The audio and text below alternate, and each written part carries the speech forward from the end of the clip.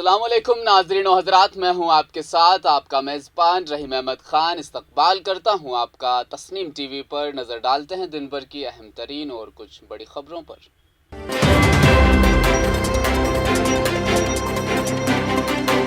खबर दिल्ली से है। कौमी दारुल हुकूमत दिल्ली के मुगल मस्जिद के इमाम मौलाना शब्बीर मोहम्मद ने एक वीडियो बयान जारी करते हुए कहा कि यहाँ 13 मई से नमाजों पर पाबंदी आयद कर दी गई है। उनके मुताबिक वो तकरीबन 40 बरस से ज़ायद तवील मुद्दत से यहाँ नमाज पढ़ा रहे हैं। इससे कबल नमाज पर कभी पाबंदी आयद नहीं की गई थी। उनका कहना था 10 सितंबर 1976 से दिल्ली वक्फ बोर्ड की तरफ से मैं नमाज पढ़ा रहा हूँ। 46 साल का अरसा गुजर चुका है। यहाँ हालात ठीक थे, कभी कोई परेशानी नहीं थी, लेकिन अचानक 13 मई बरोज जुमा से यहाँ नई परेशानी शुरू हो गई है। मस्जिद कुतुब मीनार में महकमा आसार कदीमा वालों ने नमाज पढ़ने और पढ़ाने से हमें रोक दिया है।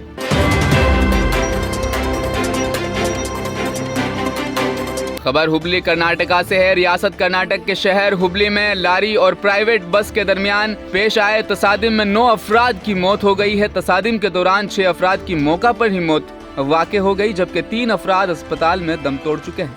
इस हादसे में कम से कम 26 अफराद जख्मी भी हुए हैं और उन्हें हुबली के KMAS हॉस्पिटल में दाखिल कराया गया है। पुलिस ने जाए वक़वा का दौरा करके मुआयना किया।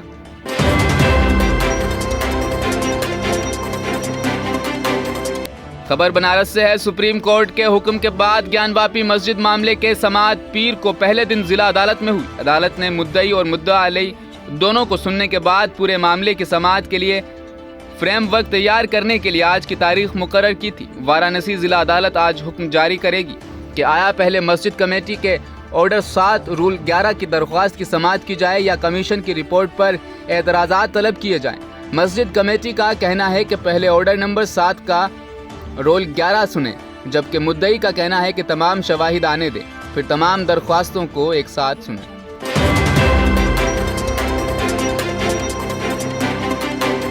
खबर लखनऊ उत्तर प्रदेश से है। असेंबली के बजट इजलास का आज दूसरा दिन है। आज कार्रवाई सुबह 11 बजे से शुरू हो चुकी है। गुज़श्ता कुल यूपी कानून साज असेंबली का बजट इजलास गवर्नर आनंदीबेन पटेल की तकरीर से शुरू होगा। इस दौरान समाजवादी पार्टी के अरकान असेंबली ने हंगामा शुरू कर दिया। गवर्नर के खिताब के दौरान नारेबाजी की गई। SP अरकान असेंबली ने हाथों में पीले कार्ड लेकर ऐवान में नारे लगाए। ये सेशन 6 दिन का होगा। यूपी कानून साज असेंबली के खुसूसी सेक्रेटरी ब्रजभूषण दुबे ने इतला देते हुए कहा था कि रियासती मुकन्नना का बजट इजलास ऐवान में गवर्नर आनंदीबेन पटेल के खिताब के साथ शुरू होगा। रियासत की 18वीं कानून साज असेंबली का यह पहला इजलास होगा।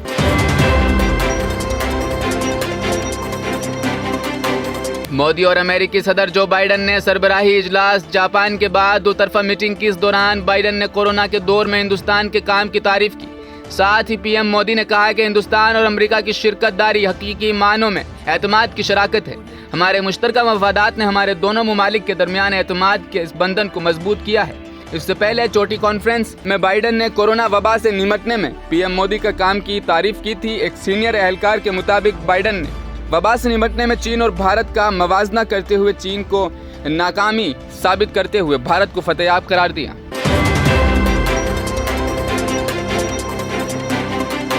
सदारती इंतखाबात से पहले बीजेपी को तेलंगाना के CM के चंद्रशेखर राव KCR और बिहार के CM नीतीश कुमार की सरगर्मियों से चौकन्ना कर दिया है। बीजेपी सदर JP नड्डा और वजीर दाखिला अमित शाह के दरमियान पीर की रात देर गए जीत की हिकमत अमली को लेकर तवील बहस हुई। रिपोर्ट के मुताबिक दोनों रहनुमाओं के दरमियान सदारती इंतखाबात से कबल होने वाले राज्यसभा इंतखाबात के हवाले से बातचीत हुई। मीडिया रिपोर्ट्स के मुताबिक बीजेपी सदर JP नड्डा की रिहाइश गाह पर मीटिंग 4 घंटे तक जारी रही, जिसमें उम्मीदवार के बारे में राय कायम करने के लिए इत्तेहादियों को शामिल करने पर बातचीत की गई।